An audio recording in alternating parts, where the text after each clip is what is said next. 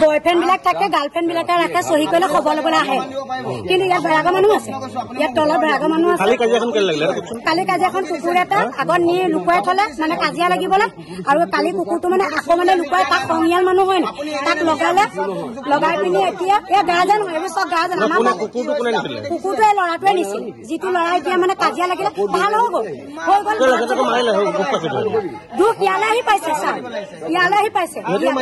সিহঁতে ইয়াত বাচিবলৈ যে আপোনাক যদি মই হাত দিওঁ, মোক আপুনি হাত দিবই, নিজক বাচিবলৈ কৰিবই লাগিব। ইয়াত আপোনালোকে কেনেকে সোমাই আহিছে সেইটো প্ৰায় 10:30মান বজাত পাইছো। প্ৰায় 10:30মান বজাত তোমাৰ লগত কিমান ল'ৰা থাকে? আমাৰ ইয়াত প্ৰায় আপোনাৰ পেচেণ্ট আছে 30জন আৰু বাহিৰৰ ল'ৰা আছো 22টা। বাহিৰৰ ল'ৰা কেলে থাকে? বাহিৰৰ ল'ৰা আপোনাৰ ষ্টাফৰ ল'ৰা থাকে, যি 6 মাহৰ পাছত ডিছচাৰ্জ হৈ যায়। টোটেল 30টা ল'ৰা আছে পেচেণ্ট। বাকী আমাৰ চব ষ্টাফৰ ল'ৰা। মানে টোটেল কিমান? টোটেল আপোনাৰ আছে 50টালে 2-3টা কম। ষ্টাফত আপোনালোকৰ 20জন মান থাকে নেকি? 20জন মান থাকে। হয়, আপোনালোকৰ ইয়াত ডাক্তৰ আহে নাই? ডাক্তৰ আহে। ডাক্তৰ আছে? ডাক্তৰ আহে, ডাক্তৰ আহে। ডাক্তৰ ক'ৰ পৰা আহে? ভিতৰ পেচেণ্ট আৰু ষ্টাফৰ আমাৰ যিখিনি মেম্বাৰ আছে লাইক 21 to 22 আছে। আপোনাৰ কৰ্মচাৰী আমাৰ চব লাগি থাকিব লাগে, লাইক কিচেনত হওক বা মেডিকেল ষ্টাফত হওক বা গোটেইখিনি যিমান অফিচৰ যিমানখিনি কাম থাকে চব চোৱা চিতা কৰিব লাগে। আৰু মেডিকেল আপোনাৰ ধৰি লওক অফিচ ষ্টাফৰহে আপোনাৰ হিউমেন ৰিচোৰ্চৰ কাগজ থাকে, বাকীখিনি আপোনাৰ ৰেজিষ্টাৰ্ড। আপোনাৰ কালি ঘটনাটো কি হৈছিল? কালি ঘটনাটো প্ৰায় মোৰ লাইক ইভিনিং লাইক 10:30 মানত ঘপককৈ লাইক 30-35টামান ল'ৰা আহিছে। আহি পেলাই মই গেটৰ ওচৰত আছোঁ, গেটৰ ওচৰত থাকোঁতে ঘপককৈ আহিছে, তই ৰিহেবৰ ল'ৰা নেকি? সুধিছে বোলো অঁ ৰিহেবৰ ল'ৰা। ধাম ধুম পিটা ষ্টাৰ্ট কৰিছে। কোনফালৰ পৰা মাৰিছে মানে গম পোৱা নাই। তাৰপিছত আমি ইমান ৰক্ষা পোৱা নাই যে ইফালে যাম নে ইফালে যাম এতিয়া। তাৰপিছত মানে ঘুম ঘামকৈ মাৰিছে, মাৰি পেলাই মানে ভিতৰলৈ সোমোৱাৰ চেষ্টা কৰিছে তাহাঁতি, কৰি পেলাই মানে ভিতৰতো সোমাব দিব নোৱাৰোঁ, যিহেতু পেচেণ্ট আছে, আমিতো ৰক্ষা কৰিব লাগিব। তো গেটত মই ৰখি আছোঁ তাতে। গেটত ৰখোঁতে মানে মোক ৰদে চদে খুচিছে, এইপিনৰ পৰা দায়ে ঘপিয়াইছে, এইপিনৰ পৰা তলত খুচিছে। মই যেনে তেনে দৰ্জাখন ৰখাই থৈছোঁ। বাহিৰত যিকেইটা বাহিৰৰ ষ্টাফ আছিলে সেইকেইটা বৰ বেয়াকৈ মাৰ খাইছে কালি। মানে ক'ৰ ল'ৰা নাজানো, চিনি জানি নাপাওঁ, মুখত মানে লাইক 30 ওপৰতে হ'ব কেলকুলেশ্যন একৰ্ডিং টু মি। মানে কেমেৰা যেতিয়া ফুটেজ চাইছোঁ, আমাৰ ফুটেজো আছে। তেওঁলোক আমি জনামতে তেওঁক আমাৰ ওচৰৰ গাঁৱৰ ল'ৰাই হয়, যিমানখিনি গম পাওঁ। খালি মুখ চুখ ঢাকি আহিছে। চ' মানে নাজানো এইটো কেলে আহিছে, কি কথা নাজানো। খালি ষ্টৰিটো ষ্টাৰ্ট হৈছে এটা কুকুৰৰ কাৰণে। মই নাজানো কুকুৰৰ একজেক্টলি ষ্টৰিটো কি হয়। কুকুৰটোৰ পৰা ষ্টাৰ্ট হৈছে মানে লাইক 6:30 মানত কুকুৰটোক মানে তাহাঁতি হেৰি কৰিছে, কিডনেপ কৰিব লৈছিলে। চ' আমাৰ মালিকে গৈ পেলাই ধুনীয়াকৈ গৈ পেলাই কুকুৰটো আমাৰ হয় বোলো দিয়া বুলি ধুনীয়াকৈ লৈ আহিছে।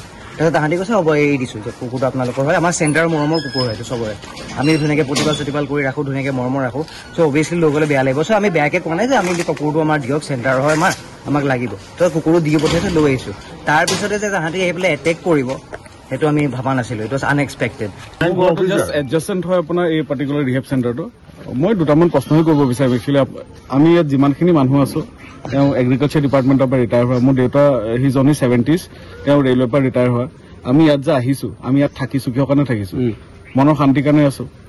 এটা ৰিহেব চেণ্টাৰ এনেকুৱা এটা লোকেলিটিত জানো খুলিব লাগে য'ত চব ৰিটায়াৰমেণ্ট আছে? ঠিক আছে, সেইটো খোলাৰ পিছতো আমি সহযোগ কৰিছোঁ, কাৰণ ল'ৰাকেইটা ভাল হওক, ভৱিষ্যতে যাতে কিবা এটা ভাল হওক। কিন্তু যেতিয়া কি হ'ল আপোনাৰ 3-4 মাহৰ পিছত আমি এটা দেখিছোঁ, এটা এনেকুৱা এটা পৰিস্থিতি, তেওঁলোকে গান বজায় আপোনাৰ এনেকুৱা হয় 7:30 পৰা গান বজায়, যিটো সময়ত আমাৰ মোৰ ছোৱালী আছে 7 বছৰীয়া, তাক আমি যেতিয়া পঢ়াব লওঁ তেতিয়াৰ গান বাজিব আৰম্ভ হ'ব। আৰু গান মানে এনেকুৱা হেৰি নহয়, সেইটো সেই গানটোৰ টেম্পোটো আপোনালোকে হেৰি কৰিব নোৱাৰিব। সেইটো হয়তো মহন্ত কৰ্ণীলৈকে যায় এডজাষ্টেণ্ট, কাৰণ তেওঁলোকে আমাক কৈছেও যে আপোনালোকৰ এটা ৰিহেব চেণ্টাৰটো এনেকে কিয় চলায়।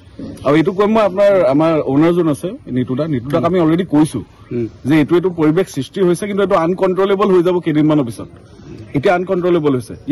ইয়াত বহুত ইনষ্টেঞ্চেছ আছে, এনেকুৱা ইনষ্টেঞ্চেছ আছে যে আমাৰ ঘৰত কাম কৰা যিজনী ছোৱালী আহি এই বাটটোৱেদি তাইক আপোনাৰ চিগাৰেটৰ এছেছ তাই মুখত মাৰি দিছে। তাই আহি পেলাই আমাৰ ইয়াত কৈছে যে এইকেইটা ল'ৰাৰ লগত হেৰি কৰিলে আমি কাম কৰিব নোৱাৰোঁ। সেইটো প্ৰথম ইনচিডেণ্ট। নেক্সট ইনচিডেণ্ট এটা হৈছে তাত ঘৰত আপোনাৰ আমি ফিজিকেলি তাত ৰৈ আছোঁ, দেখিছোঁ তাত মাইকী মানুহ এজনীক ফিজিকেলি মেন হেণ্ডেল কৰিছে।